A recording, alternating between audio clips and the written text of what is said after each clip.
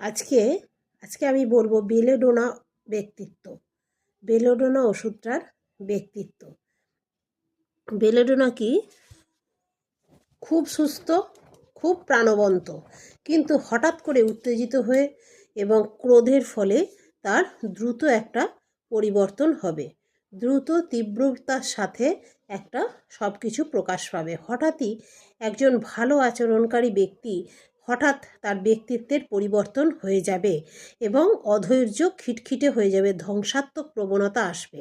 বলবে যেন মনে হবে বিষ খেয়ে মরি, আত্মহত্যা করি, আমার আর বেঁচে থাকতে ভালো লাগছে না, যেন গলায় দড়ি দিই, এত তীব্রভাবে রোগের আক্রমণ হবে। রাগ, আগ্রাসন নীতি এবং ক্রোধ, মেজাজ, কামড়ানো, থুতু ফেলা, প্রচণ্ড মেজাজ, থুতু ফেলবে, যেখানে সেখানে আঘাত করবে, জিনিস ছিঁড়ে ফেলার প্রবণতা শিশুদের মধ্যে প্রচুর দেখা যায়।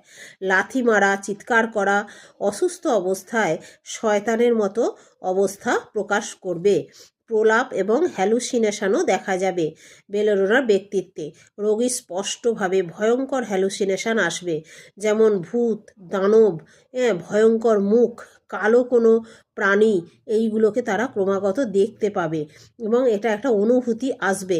বিড়বিড় করে বকবে এবং পালানোর চেষ্টা করবে। বাহ্যিক উদ্দীপনা প্রতি চরম সংবেদনশীলতা থাকবে। হঠাৎ নড়াচড়ার প্রতি সংবেদনশীল হবে। স্বস্তির জন্য একটা অন্ধকার ঘর সবসময় খুঁজবে। ভয়ঙ্কর উদ্বেগ এবং লুকোনোর চেষ্টা এবং লুকোনোর ইচ্ছা থাকবে। কাল্পনিক জিনিসের প্রতি ভীষণভাবে ভয় থাকবে। রাগ এবং উদ্বেগ দেখা দেবে। মেজাজের পরিবর্তন হবে। রুগী কী করবে?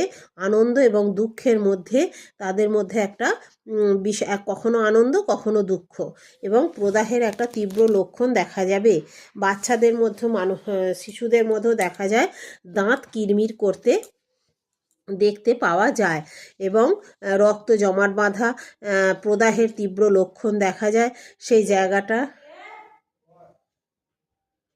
গরম,